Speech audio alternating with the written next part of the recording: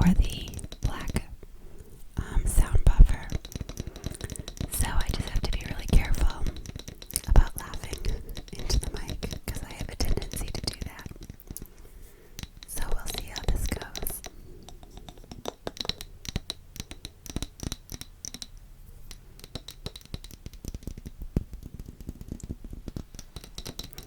Let me know in the comments what you did this week.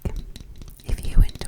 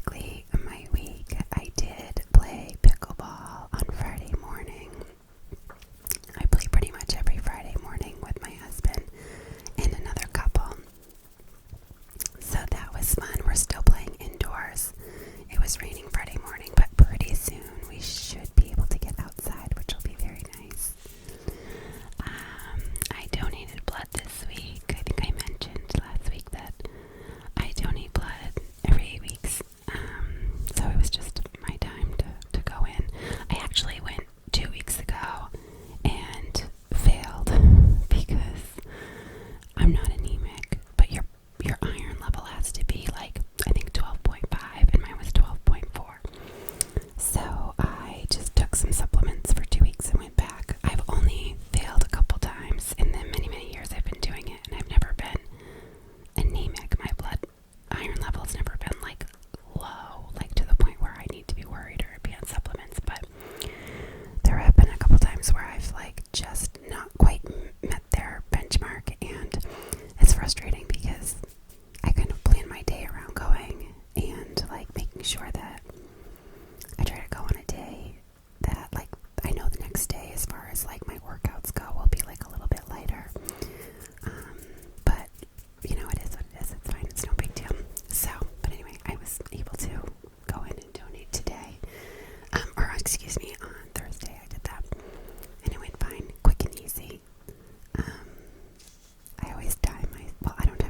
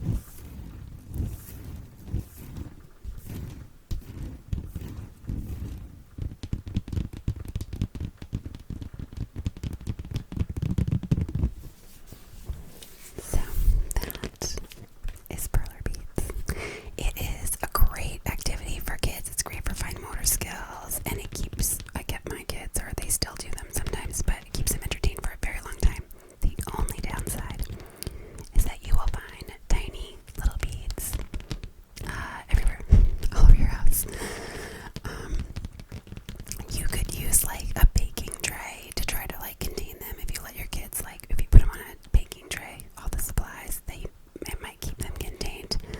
I never had much luck containing them at my house. I know I have some friends who like don't allow them. Like I don't allow slime or glitter, which I mean I say that, but my kids use it all the time. They make slime like crazy, so I guess my rule doesn't matter. But I have some friends who like glitter can be just like, if they kids make a mess with glitter, it can get in the crevices of like tile or between hardwood floors, and you'll just never get it out. It will live there for the rest of time. So I understand that, but some people feel that way about perler beads. I do not. I think that the amount of time to get my children engaged was well worth any mess that we had for cleanup.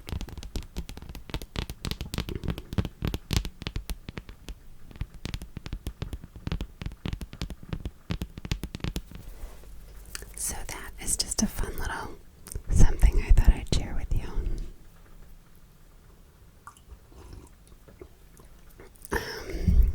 I also, this week, my husband and I, actually no, last week we started a new show. It's the show with Ted Danson. I believe it's called Man on the Inside, or The Man on the Inside, and it's really cute. I feel like if you enjoyed Ted Danson in The Good Place, I loved The Good Place. I thought that was such a clever show, and it was so just kind of like uplifting, I think, and funny, and just sort of like good clean humor. So it's similar to that. I don't think it's nearly as good as The Good Place, but actually the cast, there was some crossover on the cast there. But Ted Danson is just like such a gem. It's so great to see him acting, and it's funny to like look back at him. He's a very handsome older gentleman now, and still so funny. I think he's aged just so beautifully from his days at Cheers. That's like my first, when I think of him, that's immediately where I think of him. But then The Good Place, I loved that show, and my older daughters watched it as well. Recently, they watched like, I think it was on Netflix. And one of my daughters, when she was like around 12, I think, she's really into plants. She's always been really into plants. And so for her birthday, she had a plant party, and she picked out like really cute little plant pots, and then we bought like little succulents and all of the stuff to make for the kids too. She had a group of girlfriends over, probably like 8 of them, maybe 8 or 10, and for an activity, they all planted their own little like succulent gardens, made their own little pots of succulents. And when she got when we bought all the little succulents for the kids to pick from, she brought them home, and she named them all, and she named them all after characters from The Good Place. So there was like Eleanor and Janet and Michael, Tahini. What were some of the other ones? Anyway, it was just really cute. She like named them all after characters from that show. And then when her friends came over, she was like, okay, so pick the ones you want. And she was like, oh, you got Janet and you got Chidi. So it was very cute. So anyway, we started that show and we finished it. And I would say I think I'd recommend it. It was kind of like light and funny and easy to watch. It was cute. So I'm curious to see if there will be a second season. I wouldn't be shocked if there wasn't, but it is a premise where you could potentially make a second season. Actually, I believe when it ended, I'm trying to think of the last episode, I believe it ended on like a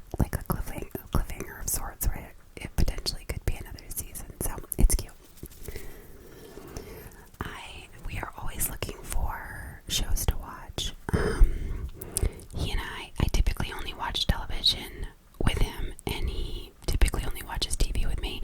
If he's watching TV without me, he usually will watch like Formula One racing or like some game that he recorded or something like that, or shows that he wants to watch that I don't like specifically. Like I loved Yellowstone, but then, and this happens with so many shows that we get into, but like I'll really enjoy it.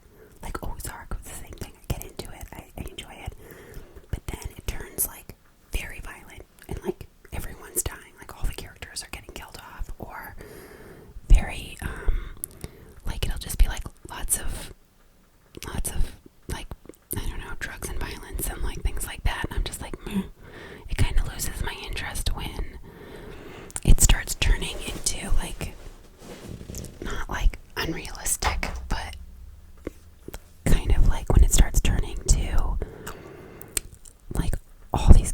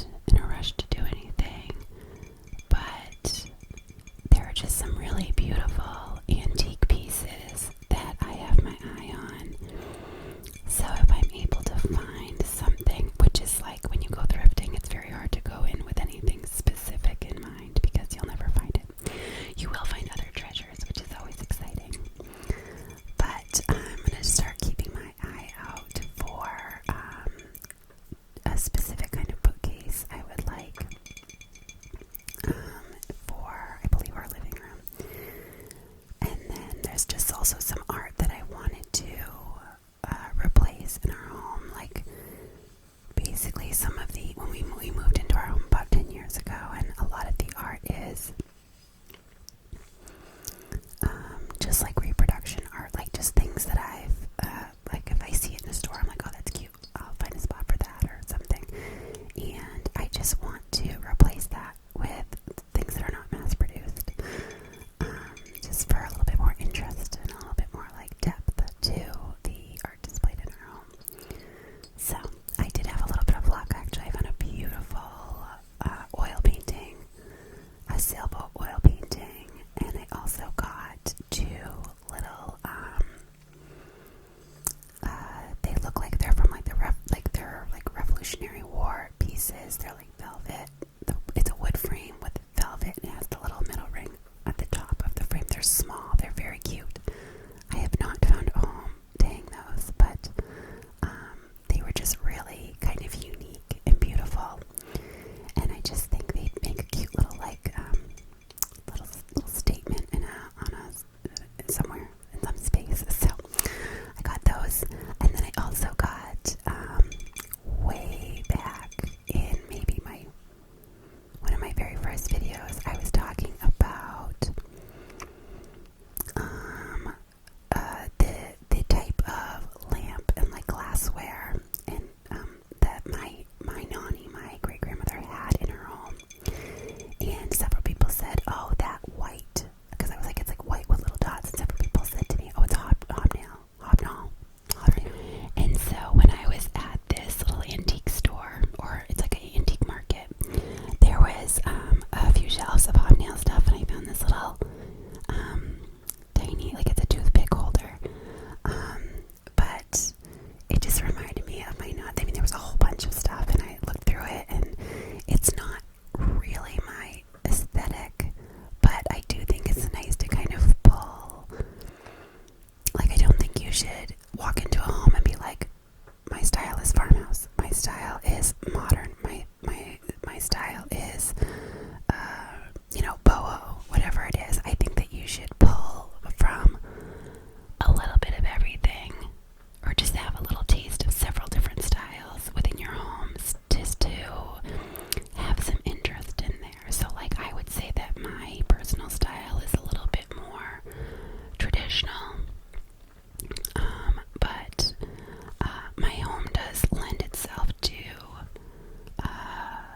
like the farmhouse style. I'm not a farmhouse, like I don't do like word signs and things like that, but I do have like a farmhouse sink, for example. I have a copper farmhouse sink. It is gorgeous, but I try to just put in like maybe a little bit of like for example, I'm from Maine originally, so I like to have a little bit of like a little nautical something sprinkled in there, and I do appreciate like plants and like using natural fibers in my home a lot. So it's a little like not boho, but just a little taste of that sort of like natural aesthetic as well. So anyway, I don't even know where I started. What was I talking about when I brought that up? I just wanted to add a little bit more interest to the art in my home. And like some of it is, I also do a lot of like, I do like to share photos of my family,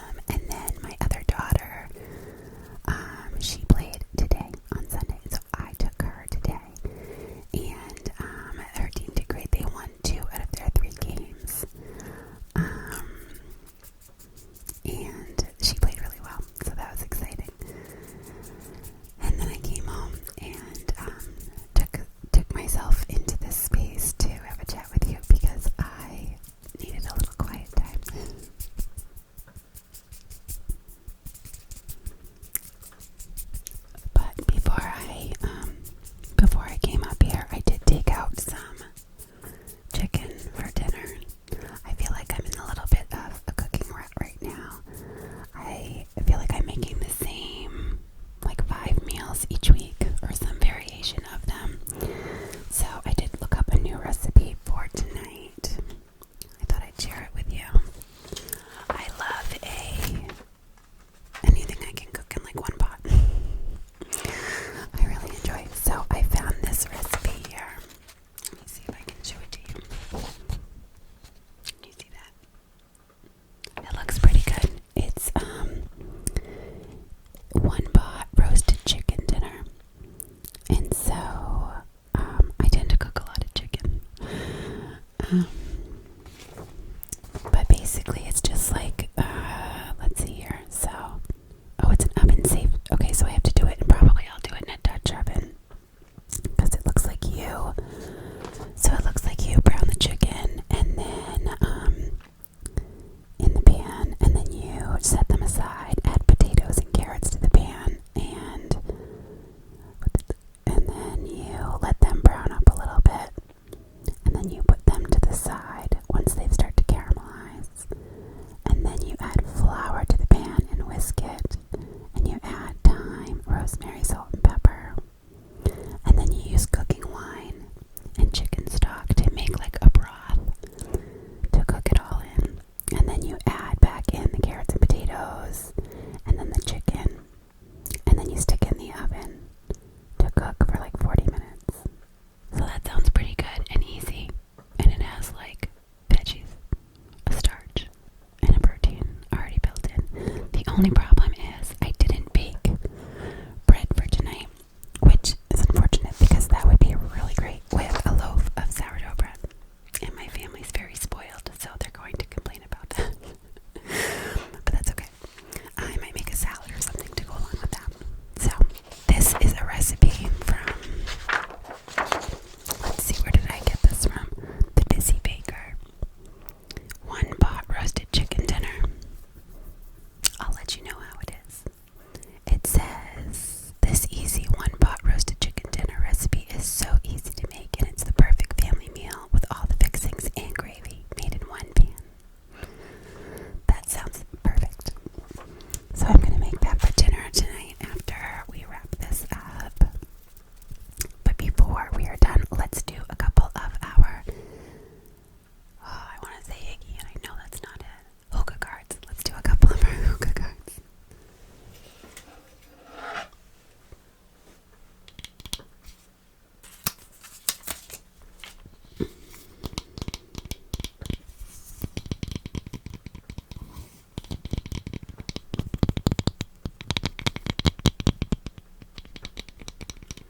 This is an olive wood bowl from Trader Joe's.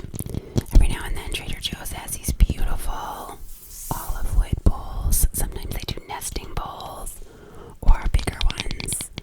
But if you ever see them, they are such a great deal, and they make a beautiful gift too. So whenever they have them, I'll grab a few. And you can put like maybe like a little dish towel and a soap or something, a hand towel and a soap in there, and it makes like a good gift along with a gift card for like teachers. I use one for my flake salt in the kitchen, a smaller one than this, but they're just great for anything, for housing anything. They're just so beautiful. Oh, I have some of my little gems from my kids. Let's see if I can show you. So beautiful little gems. I'm not sure why I have these in here. They, all kids, or at least all of mine, I'm pretty sure all kids go through a phase of like just loving gems and rocks, and every book from the library is about gems and rocks, and all of my kids went through that phase and like trying to mine them.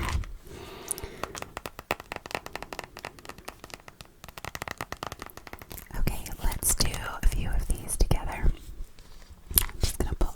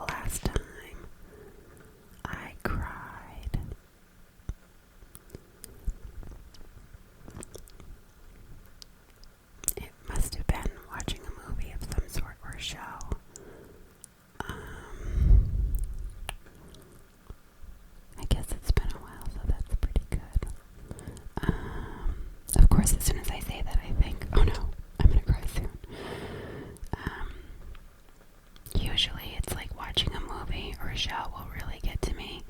I haven't like bawled in a while. I did the other day. I was in the gym and my daughter asked me to come upstairs and butter her English muffin for her before school. And so I was running up the stairs, and when I turned the corner to go up the stairs, I hit my hip on the banister, the stairwell banister, and it hurt so much that I like fell to the ground and cried, and like it knocked the wind out of me. And then it hurt so much that when I finally got my act together and like stood up to go upstairs and make her English muffin, I started to get like dizzy and nauseous. I probably chipped a bone or something. It still really hurts, but it's like it's like my hip, so like you would only feel it if you pressed on it.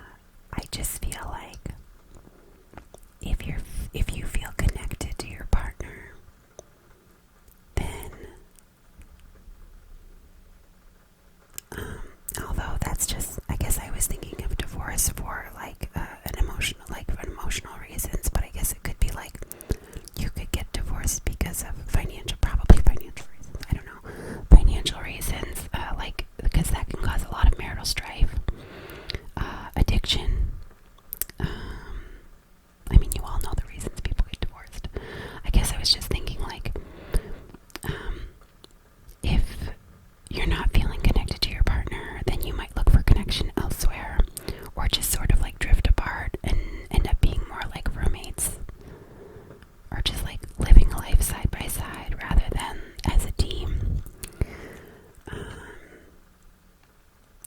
I feel really fortunate that I really enjoy spending time with my husband, and there's really like no one else I'd rather hang out with.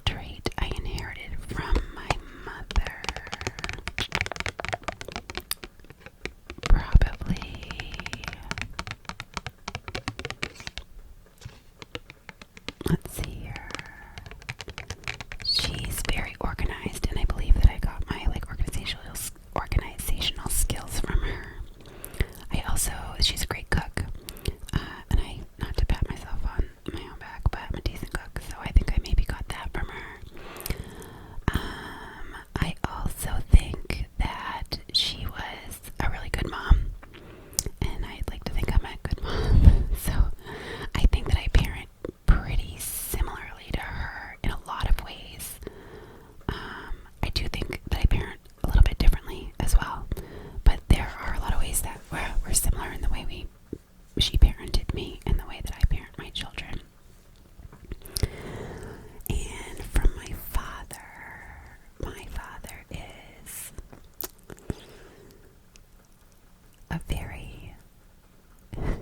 he's a very funny guy. So he's very, you have to like know him to understand him and to truly appreciate him. But he is a character for sure. And as he gets older, he is just becoming more and more of a character. So, I would say the best trait that I inherited from my father is that my father is he has a very philanthropic heart. I don't know if that's the right word I'm using here, but he has it's in his nature to be very selfless with his time and efforts. He is constantly helping others. He is constantly donating his time, fixing things for others. He's constantly helping in different organizations, and so he's just very charitable. He's very charitable with his time and his efforts and money, and it's just inside of him to want to do that. And I think that I am very similar in that way. I think my love language is giving, is like giving gifts, and whether that's actual gifts or the gift of time or the gift of service.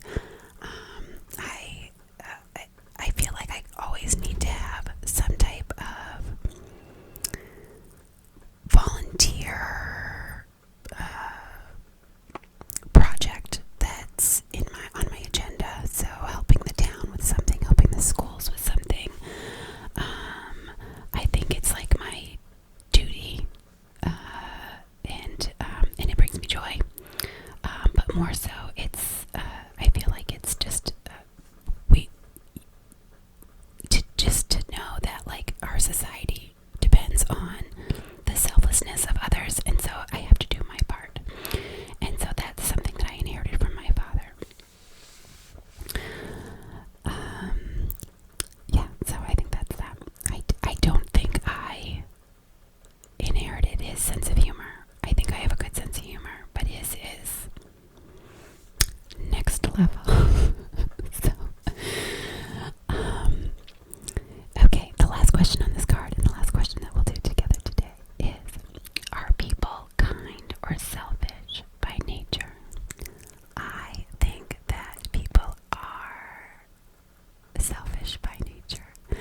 I think that you have to learn kindness, and maybe not learn kindness, maybe I shouldn't say that, but I think that children are very egocentric, and that people often can be very egocentric and selfish for survival purposes, perhaps.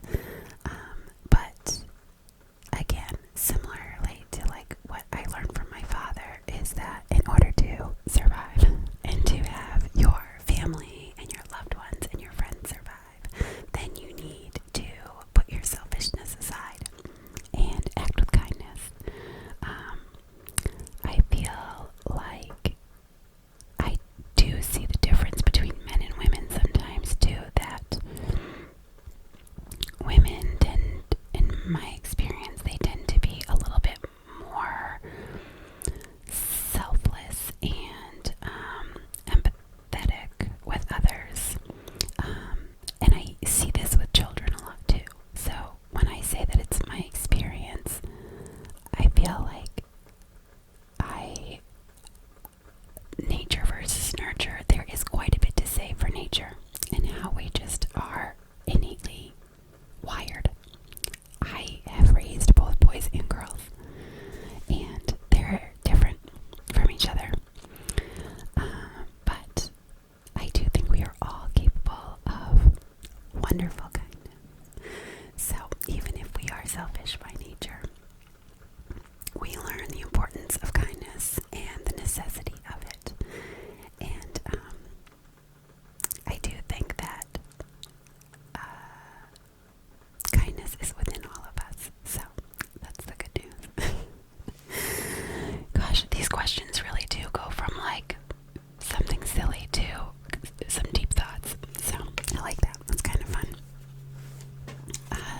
share with me your thoughts on that.